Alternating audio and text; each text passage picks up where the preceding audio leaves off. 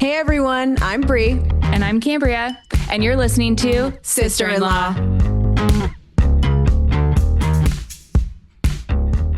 Hello. Hi, Sel. How are ya? I'm so good. Good. What's the latest? Went to our doctor today. Yep. Our hormone balancing doctor / my OB.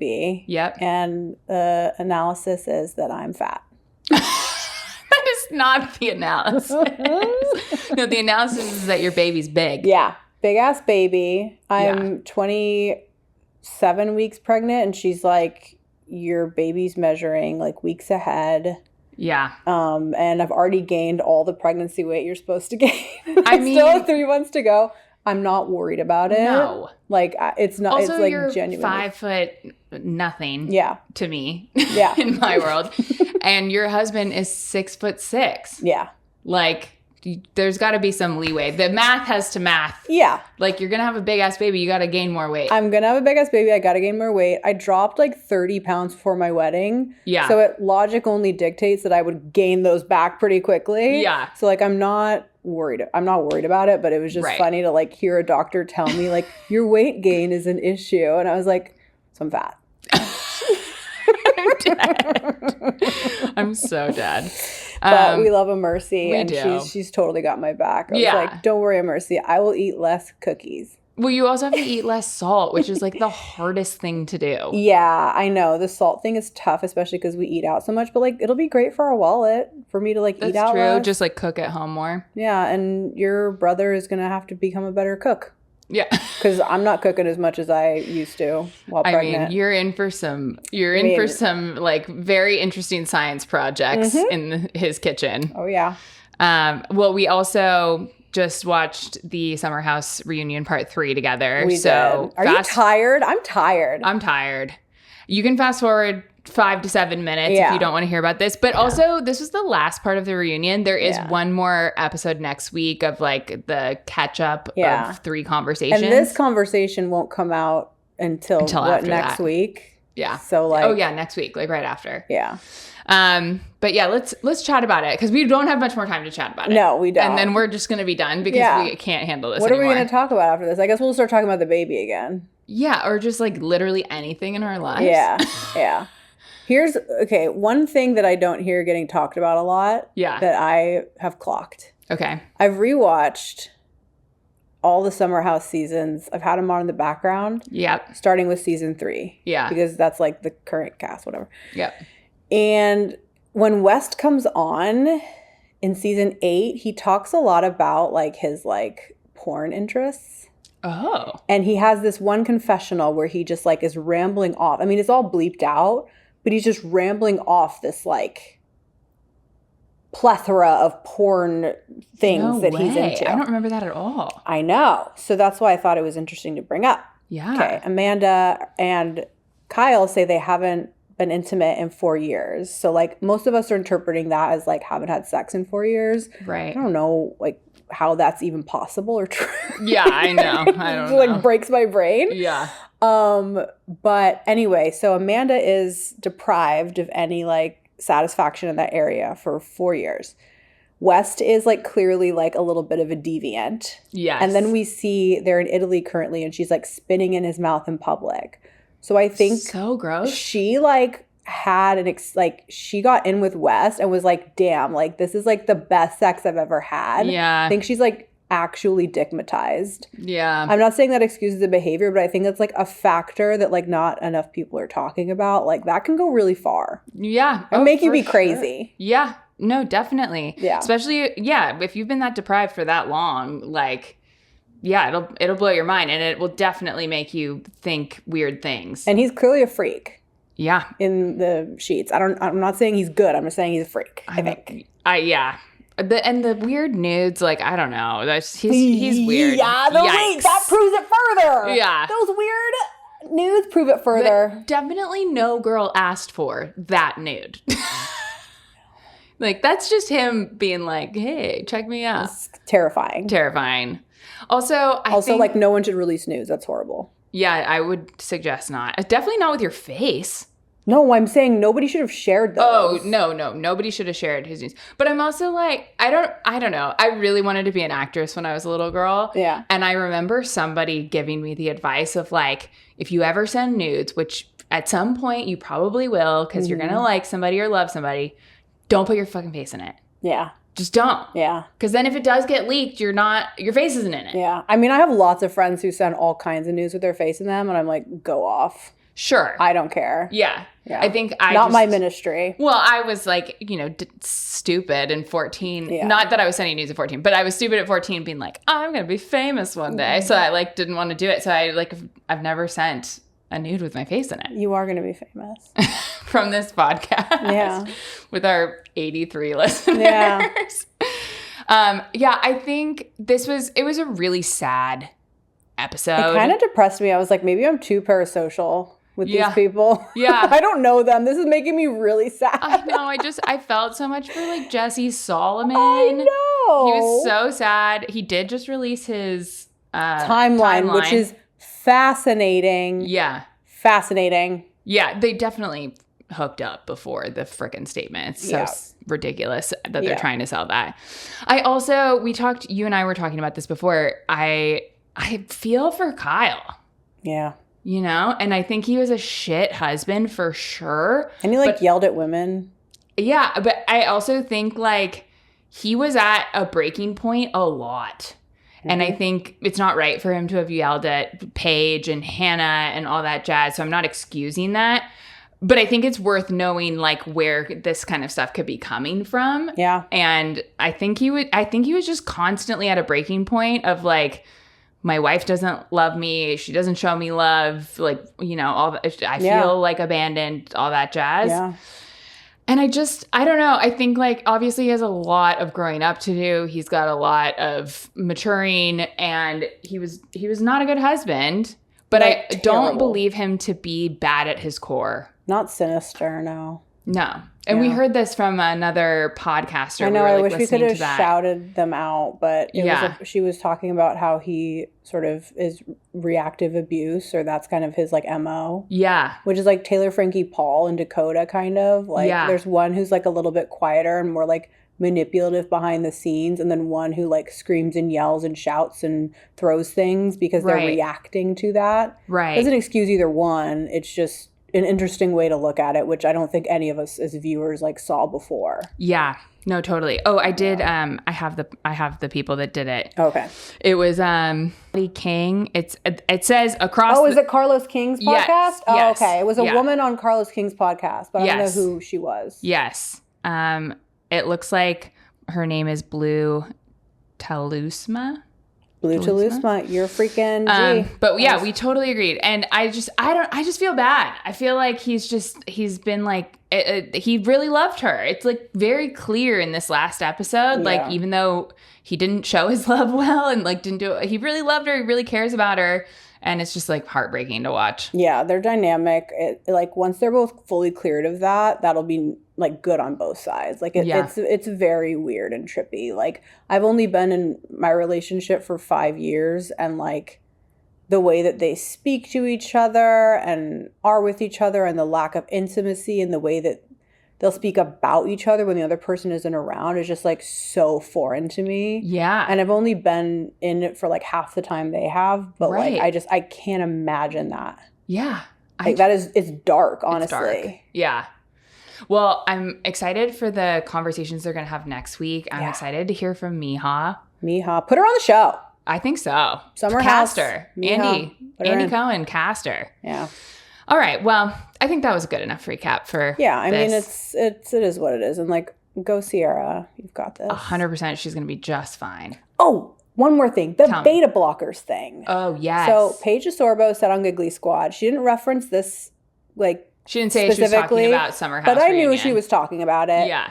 And she was one thing I want to clarify is that beta blockers do not change your emotions to things. They don't make you blink slow and act kind of woozy. They just lower your heart rate. Yeah. That's it. It's a physiological thing. It's not a emotional barricade thing. Right. So I think I'm not speculating on what drugs people take. I'm just saying that she said we keep hearing so much about beta blockers. We have to do research and do an episode on it. Well, we must do them. We must. Well, I think we should research them, make sure they're good to do. Maybe we'll have to do this after you give birth because I'm assuming you can't possibly do it right now. I would imagine so. But then maybe like when you come back from maternity leave, we'll do a beta blocker one where we actually take them and talk about them. Let's talk about like a really scary topic and take them and see if we're like we get stressed out or not. I would love to figure that out.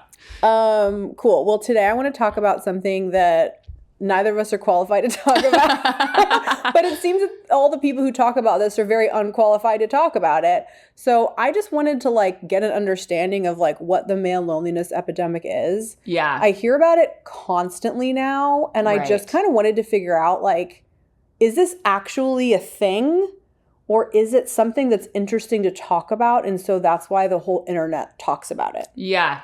Well, and we might not be qualified to like diagnose and talk about this, but I think we're qualified to discuss it because it's impacting everybody around us. Yeah. And it's impacting the world around us. So it's more of like you've taken on the initiative to do the research for it. Yeah. And I'm having a son.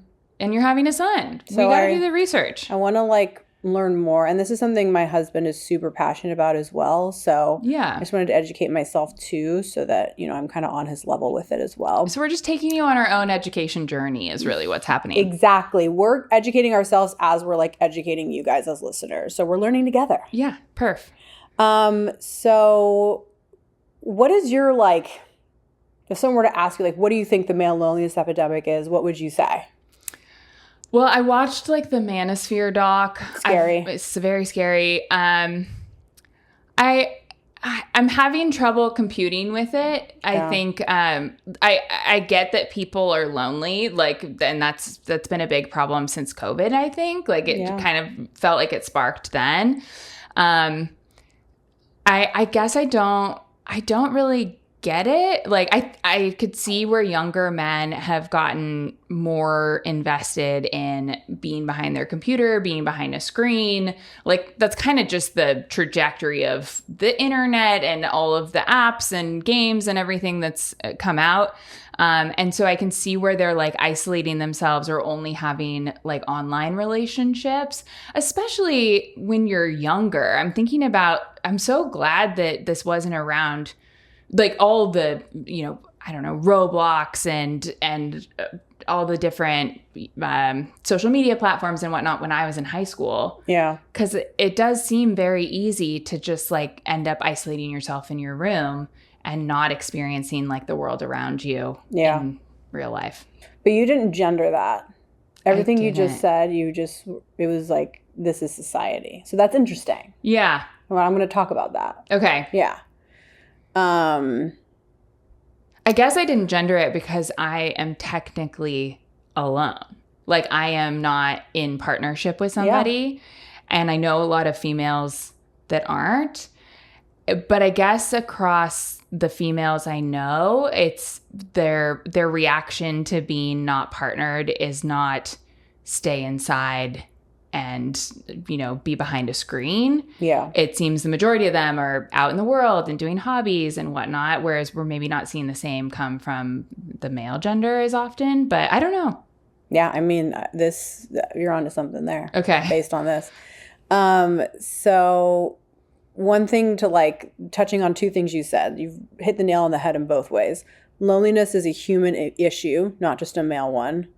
But there are some specific and interesting patterns like worth digging into. Okay. So some stats. The U.S. Surgeon General issued a public advisory in May 2023, so post-COVID, stating that loneliness is an epidemic affecting people of all ages and populations in the U.S. Months later, WHO recognized loneliness as a global public health priority. So the broader epidemic is real and confirmed at the highest levels. Mm-hmm. So point blank period, like it is an epidemic, it's an issue. Yeah. Globally. So digging into a little bit more of the stats that like, is it a loneliness epidemic or is it a male loneliness epidemic? Is it US based? Right. Is it global? Yeah. So digging into that, a 2025 Pew Research study found no statistically significant gender disparity in loneliness overall. 16% of men, 15% of women reported feeling lonely or isolated all or most of the time. So at the top line, men and women are about even. But if you zoom into young men, the picture shifts. 25% of U.S. men aged 15 to 34 said they felt lonely a lot, significantly higher than the national average of 18%, and the total number of young women, 18%. So we've got 25% of U.S. men ages 15 to 34 saying they're lonely compared to the national average, and young women, which is 18%. So that's not insignificant. No. And I think that kind of tracks in my brain because I do feel like with females in society, it's okay for us to like talk to our friends about our emotions and how we're feeling and like find community in that, where it's been poo-pooed on for like guys to have sensitivities or feelings. So yeah, I think that's where I was kind of coming from in my own personal experience is like, while I'm not partnered, I don't feel lonely. But I think, and that's not to like toot my own horn over here, but I've done like a lot of work in therapy for like, you know, emotionally regulating myself and taking care of myself and, you know, fostering my relationships and being really close to my family and friends. And so I have a pretty like full calendar because of that. And I don't really have time to feel lonely. Yeah. Whereas I can imagine if you're like an 18-year-old boy who's like not supposed to tell people I'm not feeling so great or I'm feeling sad, it's much easier to sit behind a computer and be sad or rage or whatever it may be. Yeah. Yeah. And society, upbringing, et cetera, has given you the tools to combat that. And it hasn't given it to him, right? This theoretical 18-year-old boy. Yeah. Younger U.S. men are also lonelier than their peers in like nations of the same caliber, if you want to put it that way, like similar countries, right, to the U.S. They're lonelier than men in other countries, basically. Across the OECD, only 15% of younger men report feeling lonely compared to 25% in the U.S. So this is now specifically an American problem. So it's American men 15 to 34, 25% lonely. Friendship gap is also striking. 15% of men report having no close friends, a 12% increase since 1990. Oof. So again, you were saying like young men not making as many friends. That one is like the crux of the problem. And you were saying behind their computers, right? They're not interacting as much. And then they don't have like social interaction is a muscle you flex. Yes. Like I remember right when I came out of COVID, like my social battery was lower. Right. I wasn't able to engage for as long or as intimately as I was before or as large of groups. Like it took me a minute to get it back. For sure. And so imagine that's kind of your whole life. Right. And it's a muscle you've never flexed. Well, and you said that was compared to 1990, right? Was the date? Like, I mean, 1990, the internet wasn't a thing. Yeah. Like we didn't have computers at home. Yeah. And so if you think about kids growing up at that time, like you couldn't just stay at home. I guess you could watch movies, like VHS was a thing, TV was a thing, but you could only watch what was on and live, which like wasn't always enticing to all the kids. Yeah. And so like you went outside, you played, you rode your bike, like these were, and I still got to do all this stuff too. I'm dating myself a bit. We're dating ourselves a bit, but yeah, I mean, the internet really wasn't a big thing until, at least in my world, till I was in like high school. Yeah, and I was in middle school. Yeah. Yeah, and the internet became like a thing. Yeah, I mean, I think we got AIM when I was in middle school, but then, and then there was like, I used to love like the Wet Seal chat room, which I'm sure was just run by old men. Yeah. But it was like a pedophile ring. Yeah. I mean, probably. Like, we had no concept of danger or anything like that at that time. But still, like, I wasn't, like, geeking out to go on AIM for hours on end. Because you also needed to, like, I don't know if you remember this, but, like, part of the coolness of AIM was your away message. You didn't want to be available all the time. No. You wanted to, like, throw up an away message and, like, leave. Yeah. AIM was, like, you'd be with all your girlfriends in the computer room being like, oh, my God, I dare you to message your crush. Yeah. Like, That's what AAM was. It was still so social. Yes. Or you'd come home from school and I'd be like talking to my friend who I just left at school on AIM. Right. You know? Yeah. It wasn't like talking to strangers. I mean, like we were talking strangers, but again, it was always like with a girlfriend, and we'd be like, "Let's talk to this." It was like it was a group activity.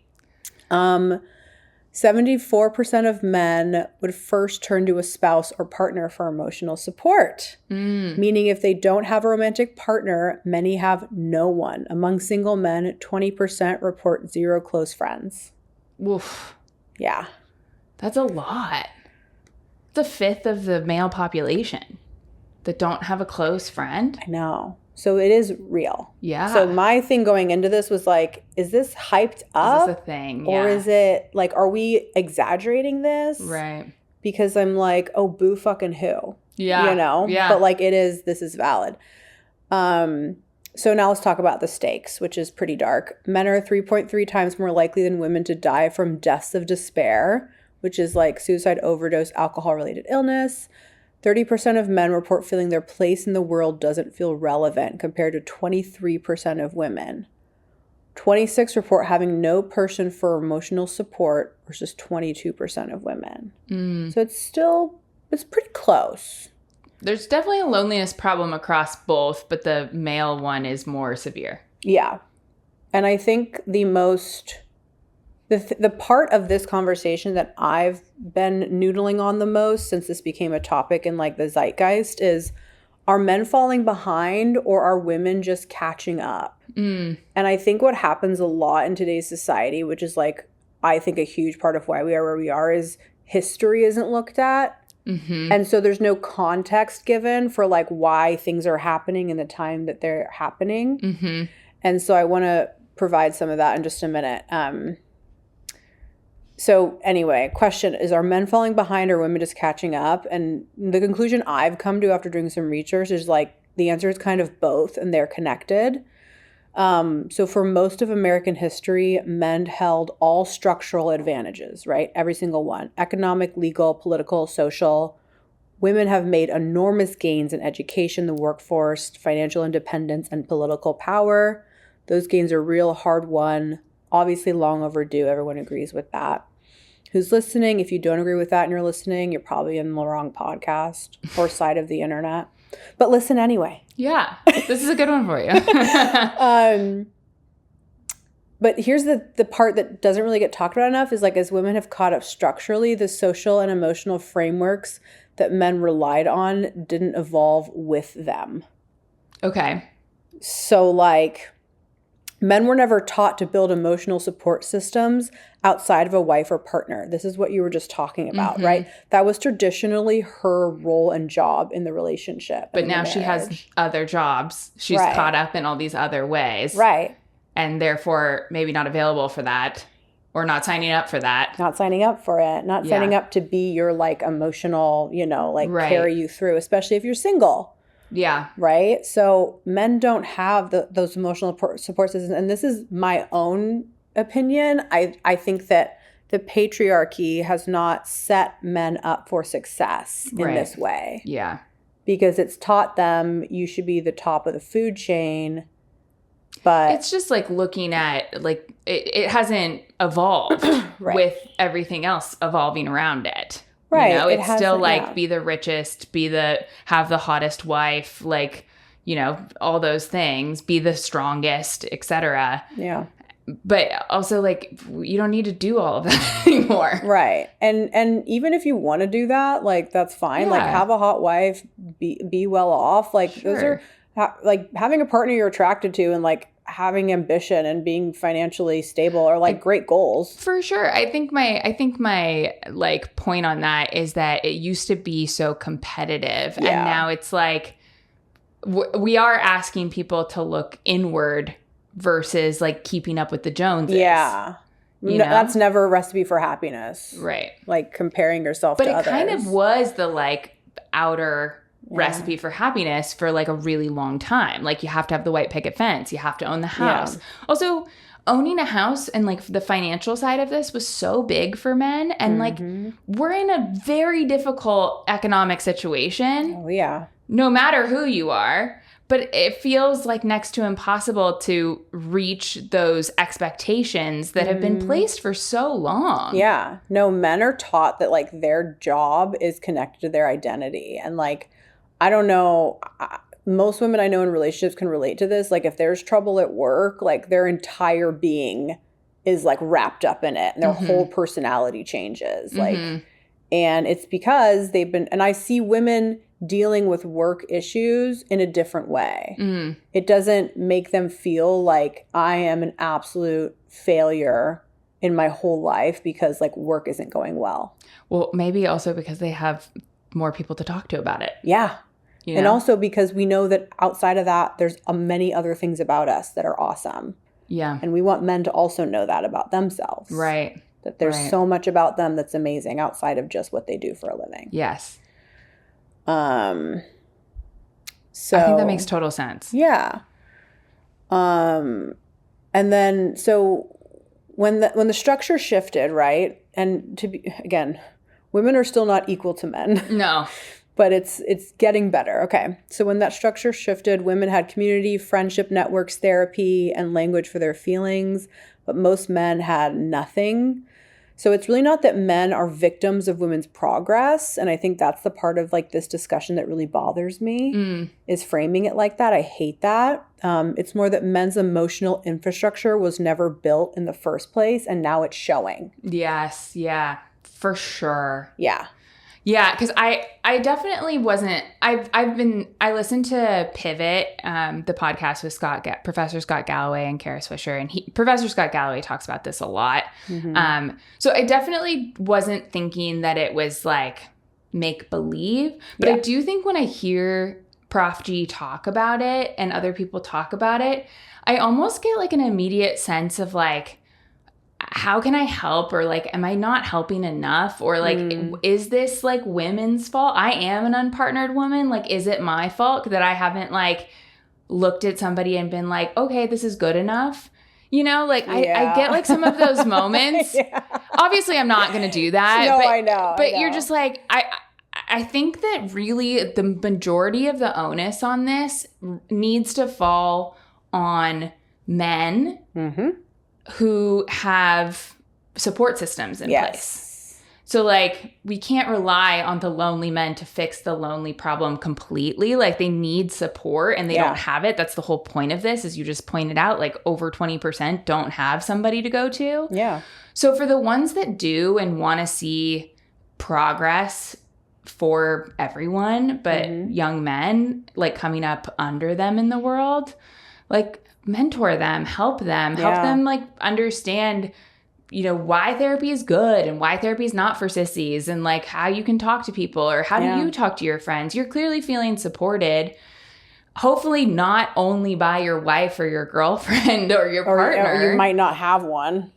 Right. But I'm saying for the ones that are, for the men out there that are feeling supported and that like have it going on, hopefully they've figured out ways to rely on people outside of just their partner. Yeah. But like they need to bring that to the younger generation. Absolutely. I'm happy to help. I don't really know how. I don't know if we go into that, but I would like to figure out how like we can play a part in this in helping. Like I want to help. I don't want to just be like, well, fuck it, guys, figure out guys. But I do think there's something to be said for like the men mentoring the men that are feeling lonely here. For sure. And like it benefits society as a whole for men to be more emotionally evolved and like stable because if you're a straight woman, that's a potential partner for you or, you know, for a future child of yours or a young, you know, niece or nephew or whatever. Yeah. Like it helps all of us for men to be more emotionally evolved and mature. Yeah. It helps them. It helps us. It helps their future potential partners. Like everybody. I mean, maybe a pretty easy thing we can do, which hopefully the folks that are listening who are mostly our friends and family anyway are doing, but from like a female perspective, like don't get down on somebody. Don't get down on a guy that's crying, that's showing vulnerability, that's for like, don't make light of it. Even if you like normally would banter around that or something, like show extreme support in those scenarios. Yeah, we want to encourage that. Yeah. I think just overarching encouragement. Yeah. Yeah. And like the older men need to look inward and see the ways they're not expressing themselves and like try to be better. Yes. Yeah, definitely. I want to give some context on like women's rights timeline. Okay. Because it directly correlates to like the balancing out of society that's taking place. And then men then feeling like we don't know our place in society anymore.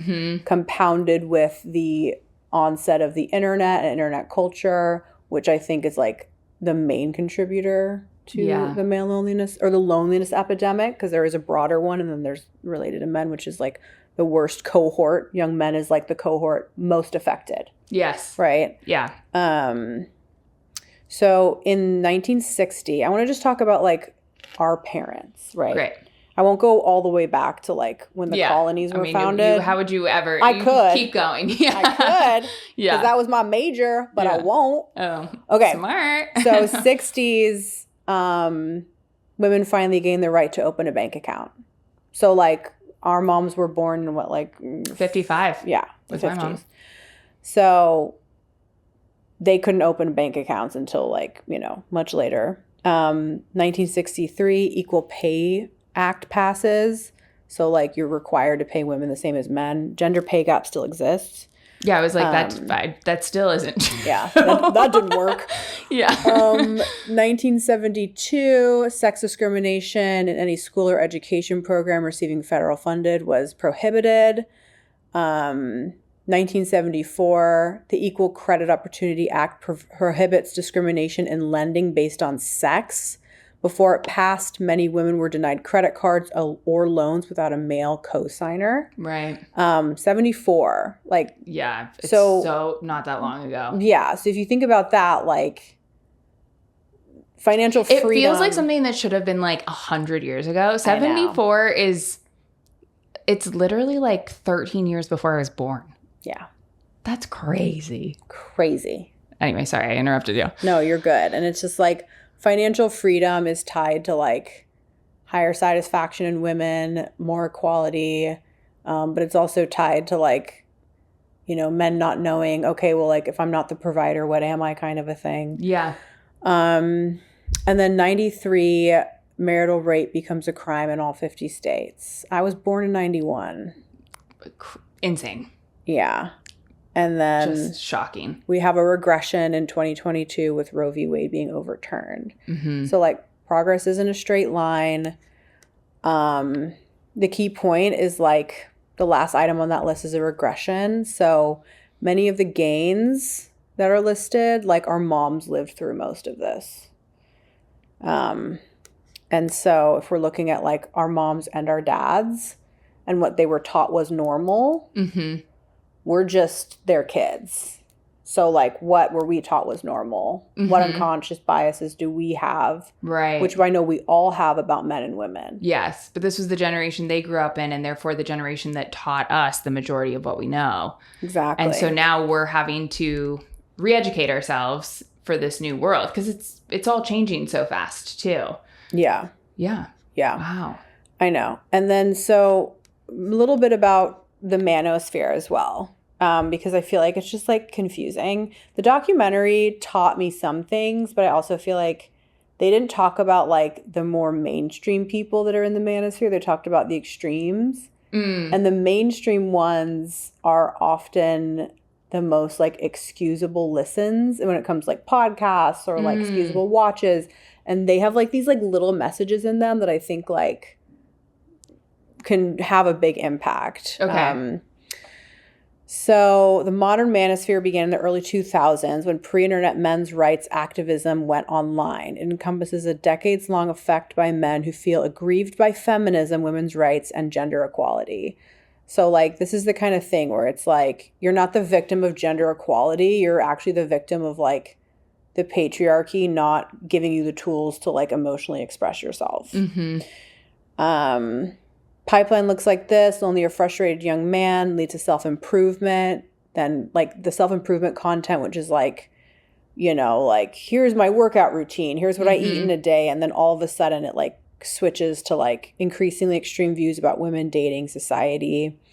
It's also probably because they're going online to get the content of like, I want to I want to be healthier, I want to be stronger, I want to get better, etc. But like the way our algorithms are set up is like it's so easy to just fall down that rabbit hole that leads into, I mean, I've definitely been on my phone before being like, how did I get here? This is insane. Totally. But, you know, also like, especially for really young men. Yeah. Like it all starts to just blend together. Like their frontal lobes aren't like fully developed, as we've talked about before. So yeah, geez. Yeah. And then if you look at like the broader implications, how many men does this actually reach? Like more than most people realize, like Joe Rogan's podcast, 81% male listenership. Yeah. Joe Rogan's American listeners, 80% male, 51% age 18 to 34, preferred Trump to Harris, 54% to 26% in the 2024 election. So this is like male loneliness epidemic, manosphere has a huge impact on us as a society. And you see where like the pipeline goes and comes from and what it leads to. So no matter who you voted for, like this impacts it. Right. Yeah. I mean, a ton of young men are listening to the Joe Rogans of the world. Even the Andrew Tates and everybody, like, it's just crazy how many, like, listeners there are. Yeah. And those are different people. Like, Joe Rogan's never said on his podcast, like, you should, like, hit women and shit. No, and, like, Andrew Tate, like, I'm sorry. I wasn't trying to actually compare Joe Rogan and I'm just saying, like, it does feel like a large portion of their listeners are maybe falling into some of this, like, manosphere red pill audience. Yeah, totally. It's a pipeline. Yeah. So let's talk about what men can do individually. Invest in friendships intentionally. So make plans, show up, be consistent, learn how to have conversations with men. Like, don't just like sit and watch a sport, like ask them how they're doing. Or if that's too much for you, maybe you just get a therapist.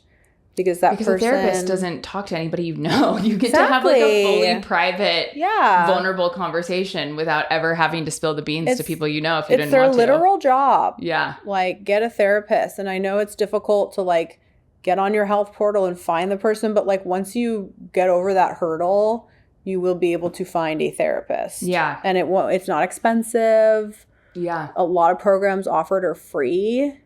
Right. So it's possible for everyone to get a therapist. Right. Diversify your emotional support network beyond just a romantic partner, which is what you were just saying, Cambria. And just really watch the content you're watching, which is like obvious, but maybe not so obvious. Just harder or easier said than done. Yeah. Anything that tells you like that your problems are someone else's fault, you should probably stay away from. Like, if I looked at everything that was like, oh, are you a black woman? Like, here's all the things everyone's done to you. Then, like, I'd be depressed too. Yeah. Yeah, for sure. And it's like, it's funny because, like, the manosphere is like, don't be a victim. But then it's like teaching them that they are the ultimate victims, which is like an interesting irony. That is an interesting irony.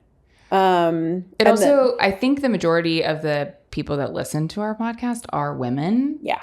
So I think the takeaway that I'm taking from this is like, we need to look around. We need to check in with the younger men in our lives. Yeah. Like touch base, see how they're doing, see where we can support, see where we can uplift and like, you know, champion their vulnerabilities and their feelings where possible. Yes. Notice when men in your life who seem isolated, notice if they do and, you know, reach out, not to fix them, just to include them. Like, just be like, what are you doing? Let's hang out. And then one thing that I really took away from this, which I've been doing, is like understanding that dismissing male loneliness entirely plays into the manosphere's narrative that nobody cares about men, which is actually what does radicalize them. Right. So be mindful of that. Yeah. It's a good shout. Yeah. Hold space for the conversation without abandoning the context. Men's struggles and women's rights are not in opposition. They're just connected. No. Yeah. Yeah. So Wow. Yeah. I learned a lot. Me too. That was great. Thanks for taking us on your education journey. You're so freaking welcome. I hope people learn something, and I feel like I have a better understanding of like what this actually is. And for my baby. Little Cade. But he's going to be like so sensitive anyway. Well, obviously he's got the two of us hanging around him all the time. Yeah, no. And I think like at the end of the day, like you mentioned before, no matter like your political standings and whatnot, the point here is just that male loneliness is a problem. Like that's just a fact at this point. And it's not political, and it doesn't need to be political, but we do, like, it has political ramifications. But I don't know that, like, this mental health piece needs to be, like, so politicized. I wish it wasn't. When we could, like, talk, like, we just need to leave this conversation being, like, it's not political to go reach out to a young man and make sure he's feeling supported. Absolutely. Yeah. Yes. Cheers to that. Cheers to freaking that. And we'll see you all next time. See you guys next time. You know, like, just be nice to each other. Be nice to each other. Love you so. Love you too. Bye. Bye. Thanks for listening to Sister-in-Law. If you enjoyed this episode, please leave a 5-star review to help get the word out about the show. And be sure to subscribe so you never miss another conversation. Special thanks to our producer, Pat Swoboda. We keep showing up and talking into microphones, and Pat somehow converts that into a podcast. Thanks, Pat.